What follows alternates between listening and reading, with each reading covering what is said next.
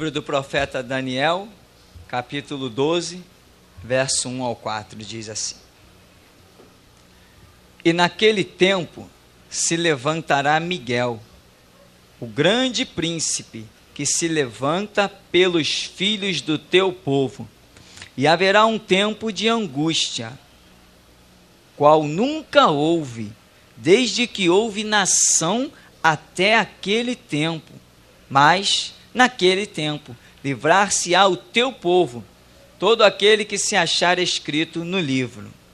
E muitos dos que dormem no pó da terra ressuscitarão, uns para a vida eterna, e outros para a vergonha e desprezo eterno.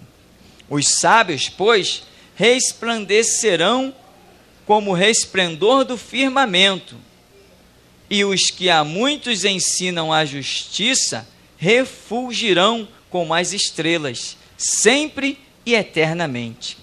E tu, Daniel, fecha estas palavras e sela este livro, até ao fim do tempo. Muitos correrão de uma parte para outra, e o saber se multiplicará. Amém.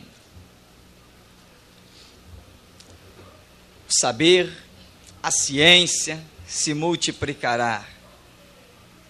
Nós vemos os sábios, pois, resplandecerão.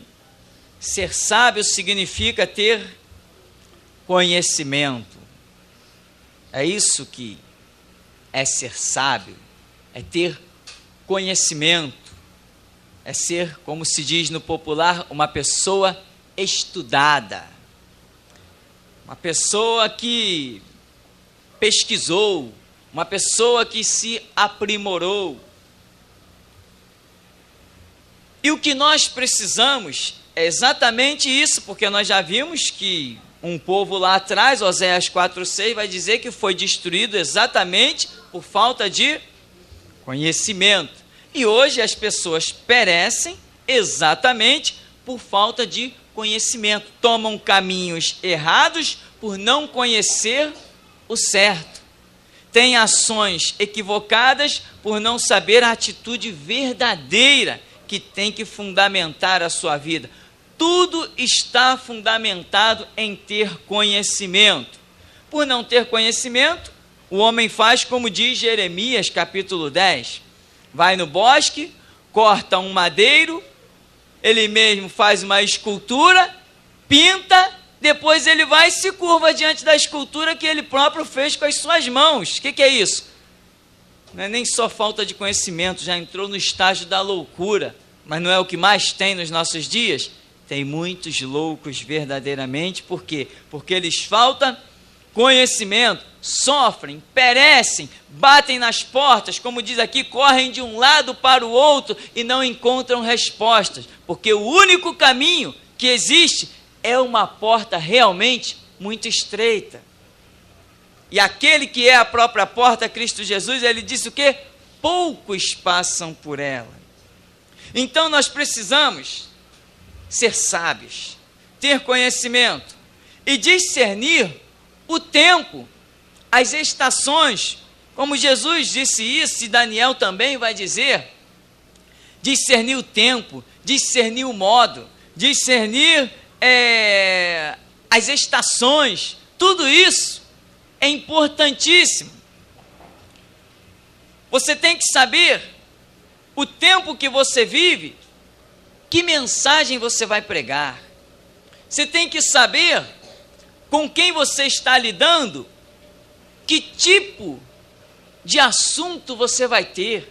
Existem aquelas pessoas que são desviados. Como é que você vai conversar com um desviado? Vai pregar que Jesus é amor? Não, se ele já sabe. Que tipo de mensagem você vai ter para um desviado? Se o Espírito Santo agir ali, normalmente a mensagem é dura. É aquela de Pedro, melhor é não conhecer do que conhecendo desviar-se dela. Então, quando você está lidando com uma pessoa que não conhece Jesus, não ouviu falar de Jesus, não sabe nada de Jesus, aí é diferente, aí é João 3,16. Olha, Deus amou o mundo de tal maneira que deu seu Filho unigênito, tal, para que todo que nele crê não pereça, mas tenha vida eterna. Então, você discerne, tem que discernir pela sabedoria e pela revelação, que automaticamente paira sobre a palavra. Você tem que discernir, quando está conversando com uma pessoa, que tipo de assunto, que nível de palavra vai trazer, e quando você estiver no ministério, alcançar de Deus uma posição, ou Deus te enviar a algum lugar, o que você vai pregar, como você vai falar, como você vai se comportar. Isto é motivo constante de oração, porque as pessoas estão indo para muitos lugares e chegam nos lugares, não sabem o que vão fazer. Está aqui, muitos lugares por aí a gente vai ver lá apresentar, está aqui o missionário tal, a missionária não sei das quantas. O que vieram fazer aqui? Somos missionários, vamos ver o que Deus tem comigo aqui. Não, isso está errado. Quando nós partimos em missão para algum lugar, já chegamos lá sabendo o que vamos fazer. Não chego num lugar para chegar lá e Deus, vamos ver o que Deus tem comigo aqui. Negativo, não é isso que a Bíblia mostra. Elias, vai lá, diz isso. Eliseu, vai lá, diz aquilo. Isaías, vai lá, fala para Zedequias. Profeta desconhecido, vai lá, profetiza isso, isso, isso naquele altar. Não é assim? Natã, vai lá diante de Davi, é isso, isso e isso. Samuel, vai lá para Saul. É assim que Deus, é assim que eu entendo. Que Deus nos envia já sabendo o que vamos fazer. Não é eu ficar num lugar esperando. Fala, Deus, não estou entendendo nada. E Senhor, o que tu me mandaste aqui para quê? Até aqui mesmo em nosso meio, já vieram pessoas de longe, de outros estados. Deus me mandou para cá, não sei o que Deus tem comigo aqui, mas Deus me mandou para cá. Se mandou para cá, só podia ser para uma coisa, para sentar no banco e aprender, e muito. Mas isso normalmente, não, Deus me mandou para cá para fazer a obra dele. Deus me mandou para pregar, para aparecer. Não, se Deus mandar para cá, meu irmão, para a geração Jesus Cristo, normalmente é para sentar no banco e aprender. Normalmente é. Aliás, nesses 5 anos tem sido. Agora, a palavra de Deus diz em Mateus 5,37, que a nossa palavra ela tem que ser sim, sim e não, não. Irmão, isso às vezes, ou sempre, não sei, desagrada muita gente, não desagrada? Você ser claro, transparente, sim, sim, não, não. A exemplo disso nós temos o próprio Daniel, naquela situação em que fizeram a lei para que ele não orasse. E ele, o que ele fez? Ele parou de orar? Não. Mas a lei tinha sido selada por quem? Pelo rei Dario. E o rei Dario era o que de Daniel? Um grande amigo. Porém, Daniel, no seu sim, sim, não, não, não se preocupou em desagradar ao rei Dario. Embora Dario o amava tanto que queria livrá-lo daquela situação, mas Daniel não se preocupou com isso. Ele manteve o seu principado, a sua posição. Ele continuou orando, ele continuou buscando a face do Senhor. Ele não se preocupou em agradar ao seu amigo Dario, que era o próprio rei, que em outras palavras, era aquele que o tinha dado o emprego de ser o governador de uma das províncias. Era um homem cheio de privilégios, Daniel, mas ele não se preocupou em agradar o rei Dario. Ele não negou os princípios do Deus que ele conhecia, não era um Deus que tinham falado para ele. Quem vive Deus que os outros falaram, não vai a lugar nenhum. Nós temos que viver um Deus que tivemos a nossa experiência pessoal com ele. Por isso é que nós dizemos que não servimos a um Deus de tradição. Nós servimos um Deus de revelação pessoal. O Cristo que nós conhecemos, vivemos, pregamos e por ele, nele apostamos a vida, não é um Cristo que nos contaram. É um Cristo que nós fomos para a intimidade do nosso quarto e conhecemos ele muito bem face a face. Amém? Então, Daniel não estava preocupado e você vai ver que nenhum dos grandes homens de Deus estava preocupado em agradar ninguém. Aliás, Pedro chega lá em Atos e diz assim, olha, cuidais vós, se convém agradar mais a vocês aos homens do que a Deus, porque nós não podemos deixar de falar do que temos visto e ouvido. Irmão, a atitude é essa. Repara bem que João Batista, quando ele entra no cenário, ele vem com uma mensagem, não vem? E a mensagem dele foi a mesma o tempo todo. João Batista vira para quem? Para os judeus e diz o quê? Raça de víboras. Quem vos ensinou a fugir da ira vindoura? Produzir, pois, frutos dignos de arrependimento. Quem ele está falando que tinha que se arrepender? Os próprios judeus. Tinham a lei, tinham os pergaminhos, mas tinham que se arrepender, porque sem arrependimento ninguém verá a Deus. Não tem como, não tem chance. A doutrina do arrependimento é a primeira. Logo após João Batista já vai saindo do cenário, Jesus entra e vem com a mesma questão: arrependei-vos, porque é chegado a vós o reino de Deus.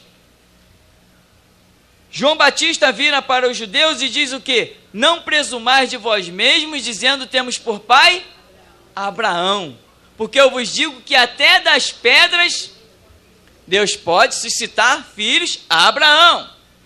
O que nós estamos querendo enfocar nesta hora? É o homem que recebe uma missão de Deus e ele a cumpre no seu sim, sim e não, não. João Batista poderia ficar retraído. Que isso? Eu vou dizer isso para os próprios judeus, o povo escolhido, raça de víboras, produzir pelos frutos dignos de arrependimento. Não tem nada de negócio de pai Abraão, até das pedras. Ele poderia engolir a mensagem. Ele poderia se retrair, mas ele estava incluído no sim, sim e não, não. Porque doa a quem doer, em quem doer, o caminho é um só. Qual é ele? João 14,6. Disse Jesus: eu sou o caminho e a verdade e a vida. Ninguém vem ao Pai senão por mim. Jesus Cristo é aquele que foi posto para elevação ou para abater. Quem conhece Jesus tem a chance de ser elevado ou ser abatido. Então veja aqui, o caminho, a verdade e a vida. Aí Jesus nos manda ir por todo mundo, pregar o evangelho a toda criatura, e ele vai dizer em Mateus 10:32, que aquele que o confessar diante dos homens, ele confessaria diante do Pai que está no céu. Mas aquele que o negasse diante dos homens, ele negaria diante do Pai que está no céu. E aí ele continua dizendo e vai dizer assim: porque agora não cuideis que vim trazer paz à terra. Não vim trazer paz, vim trazer espada. Aonde nós queremos chegar com essa introdução? Que se você cuidar, agradar mais os homens, é bem possível que você esteja desagradando a Deus. E existe aí um movimento, meu irmão, que eu considero esterco. E muita gente vai se escandalizar. Existe um movimento evangelização dos judeus.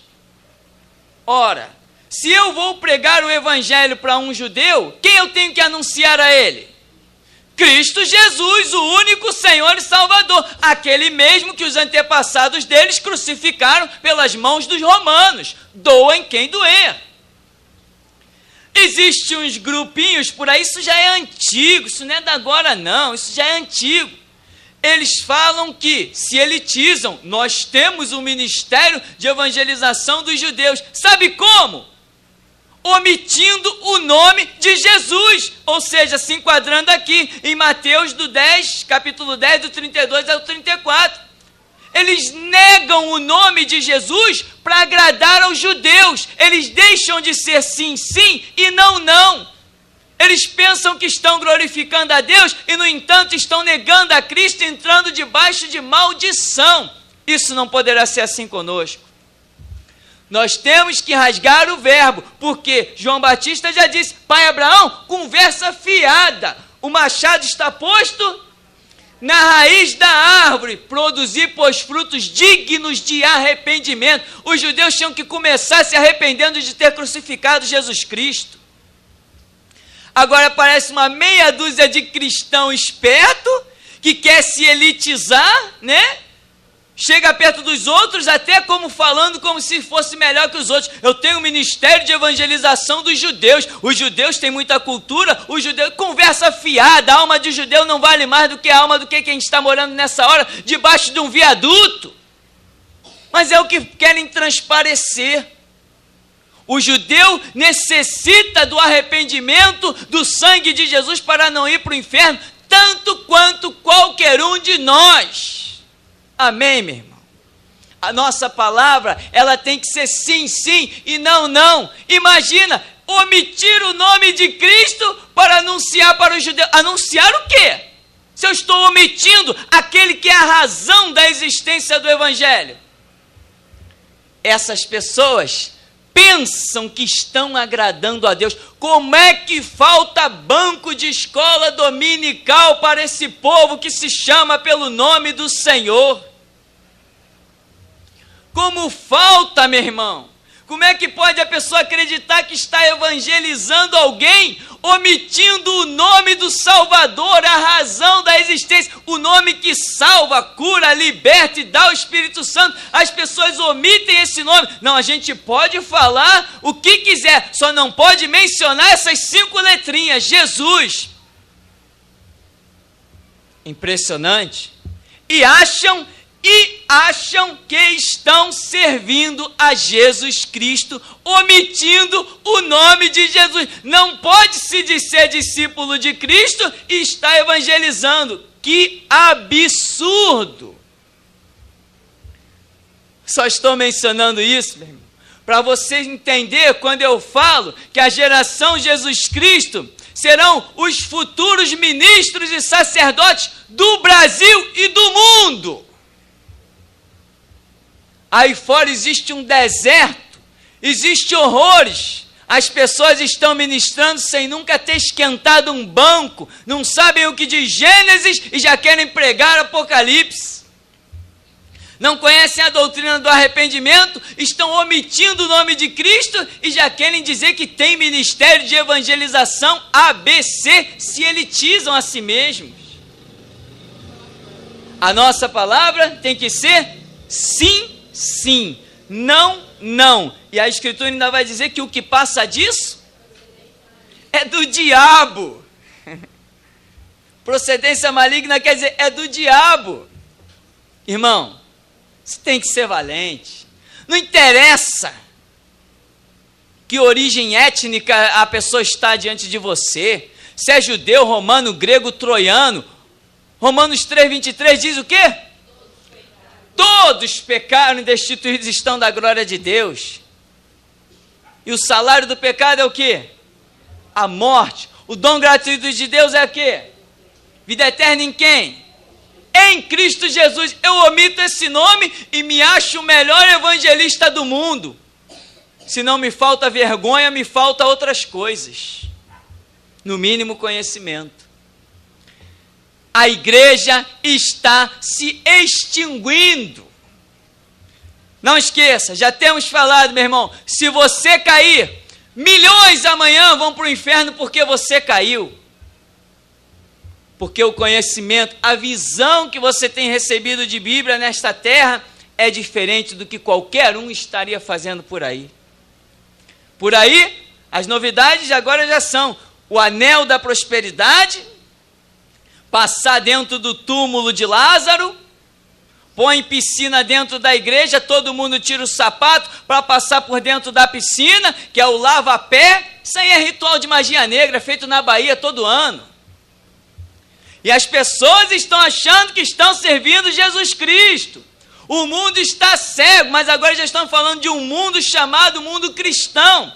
As igrejas estão completamente cegas. Eu fico impaciente, eu não consigo assistir os programas de televisão. Quando eu vejo os programas dirigidos por alguns pastores na televisão, em que eles, meu irmão, tomam um tempo precioso.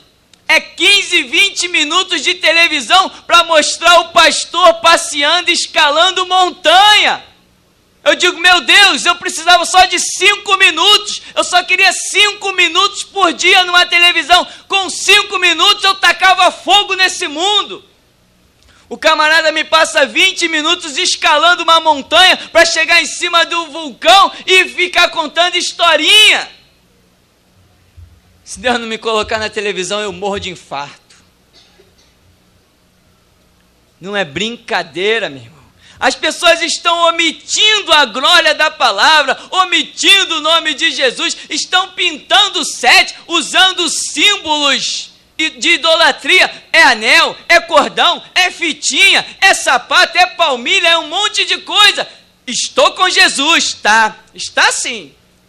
Espera a hora da verdade soar, que nós vamos ver quem é quem. O evangelho se resume em palavras, e palavras essas que Paulo disse assim, olha, tudo que eu tinha, eu reputei por perda, e troquei pela excelência do conhecimento de Cristo Jesus, meu Senhor.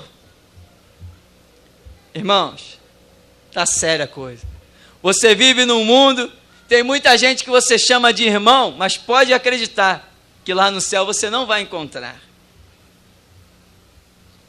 Mas não vai de jeito nenhum. Aí, voltando àquele ponto, né? Porque, irmão, sabe como é, né? Os judeus, eles são um povo escolhido. Conversa fiada, povo escolhido sou eu, remido e lavado no sangue de Cristo. Eu que sou o povo escolhido. A respeito deles, Lucas 13, mostra que Jesus deu uma chance. Veio para os seus, mas veio para os seus. Os seus não receberam. Aí quando Jesus, visto que não foi recebido, passou diante de uma figueira que simboliza a nação de Israel, e o quê? Amaldiçoou, e disse o quê? Nunca mais nasça fruto de ti, acabou. Quem amaldiçoou, estão em maldição mesmo, nós vemos lá que estão em maldição, a televisão mostra que eles estão em maldição, e estão em maldição porque o nosso Cristo, que é Senhor absoluto, os amaldiçoou. Agora, vou evangelizar o judeu, mas não posso falar em Jesus? Meu irmão, a Bíblia diz, não lançai pérola aos porcos, seja judeu, grego ou troiano, não quer Cristo, é porco. Amém, meu irmão? Entra na palavra, porque os sábios resplandecerão como o resplendor do firmamento, e os que a muitos ensinam a justiça refulgirão como as estrelas, sempre e eternamente. Você tem que mergulhar na palavra, e você vai ver que tem muita gente cheio de sofisma, cheio de ideologias, cheio de pampas, né? Cheio de roupantes. Eu tenho um ministério entre os judeus, eu sou bom. Lá a gente tem que evangelizar, mas temos que ter sabedoria. Não podemos falar o nome de Jesus. Misericórdia. Que sabedoria é essa? Lá, irmão, a gente tem que evangelizar com muita sabedoria, porque se você falar o nome de Jesus, o judeu te olha de banda e te dá as costas. Grande sabedoria. Prefiro a morte do que ter essa sabedoria, esse lixo. Jesus Cristo, meu irmão, depois que você o conhece, você vê que Ele é um maravilhoso conselheiro, príncipe da paz, Deus forte, Pai da eternidade. Você começa a amá-lo e você quer dormir falando Jesus, acordar falando Jesus. Você quer Jesus para cá, Jesus para... O tempo todo você quer Jesus. Aí o camarada acha que está fazendo a vontade de Deus, omitindo o nome de Jesus. Sabe o que temos a dizer para esse povo? Como Jesus disse para Nicodemos, é necessário nascer de novo. Nascer da água, que é a palavra, que é conhecimento, e do Espírito, que é a revelação da palavra que o homem não pode entender por si só. Amém, meu irmão? A tua palavra tem que ser sim, sim, não, não. Jesus Cristo morreu pela verdade. Amém? Ele veio para nos revelar a verdade. João 8,32, conhecereis a verdade, e a verdade vos libertará, sem omissão da verdade. E se Cristo morreu pela verdade, nós morrermos por ela, é galardão. Amém? é galardão, com certeza é um grande galardão. Então, meu irmão, guarde essa palavra e não esqueça.